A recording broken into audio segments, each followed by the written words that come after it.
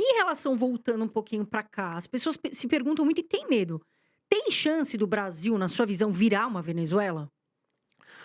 Assim, qualquer país tem. Eu sempre deixo na condicional, e qualquer país tem chance, né? Mas o Brasil, eu acho que ele nunca vai muito pra lá, nem muito pra cá. Porque a principal força política do nosso país chama-se Centrão, né?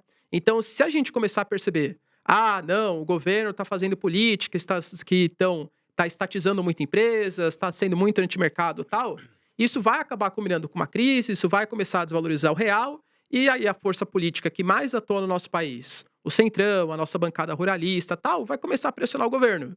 Entende? Então, eu não vejo muita. A economia do Brasil é muito diferente da economia da Venezuela. A Venezuela é uma economia que depende muito da exportação de petróleo, só, né? Inclusive, foi um grande erro histórico da Venezuela não modificar a sua a sua matriz econômica.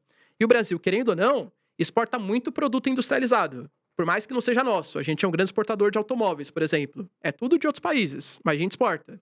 O Brasil tem uma economia muito mais diversificada. O nosso mercado consumidor ele é muito mais importante.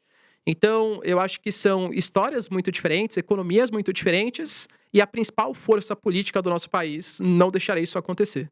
E você acha que a relação com a Rússia, enfim, vamos colocar a Rússia aqui e a China, entre Lula e Bolsonaro, agora com o Lula, muda alguma coisa? Como é que era a relação desses países com Bolsonaro e como você enxerga que vai ser agora com o Lula?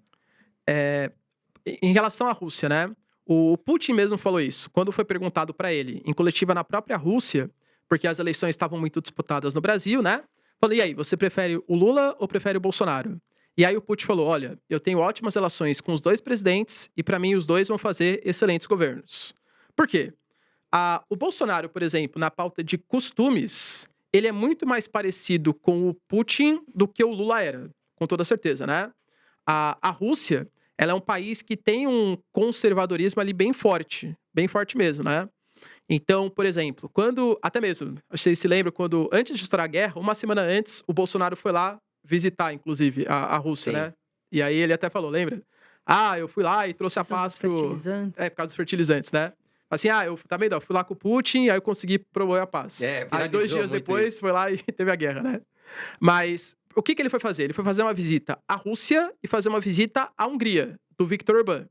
Que são dois caras que têm essa pauta conservadora nos costumes muito forte, né? O Putin, por exemplo, acabou de ser aprovada uma lei agora, acabou, fez um mês aí, aprovada uma lei na Rússia que impede a circulação de qualquer tipo de conteúdo que possa incentivar gêneros não convencionais, né? Então, por exemplo, qualquer material que tenha alguma referência à homossexualidade, proibido na Rússia. Isso, claro, vai passar por um crivo do governo russo. O que dá para entender, e a Rússia inclusive fala isso, tá? Que essas pautas de outros gêneros, tá? Uma pauta do mundo ocidental. E que isso não pode entrar na Rússia. Eu acho que o governo vai utilizar isso para impedir que filmes, livros, enfim, do mundo ocidental entrem na Rússia, né? Eu acho que esse é o grande objetivo. Mas, então, da pauta dos costumes, acho que o Bolsonaro tinha muito mais ligação com o Putin. Mas não dá para esquecer que, por exemplo, foi nos anos 2000 que teve a criação dos BRICS, Brasil, Rússia e China.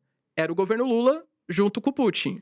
Os dois países também dependem da exportação de commodities. O Brasil mais pauta agrícola, pauta mineral, e a Rússia mais combustíveis fósseis. O Lula já anunciou, por exemplo, que vai querer reforçar a ideia dos BRICS, que vai querer se unir mais aos países considerados subdesenvolvidos e emergentes. Então não vejo grandes mudanças, tá? O Bolsonaro tinha relações econômicas com a Rússia e o Lula vai continuar tendo relações econômicas com a Rússia. Não vejo grandes mudanças na relação Brasil e Rússia.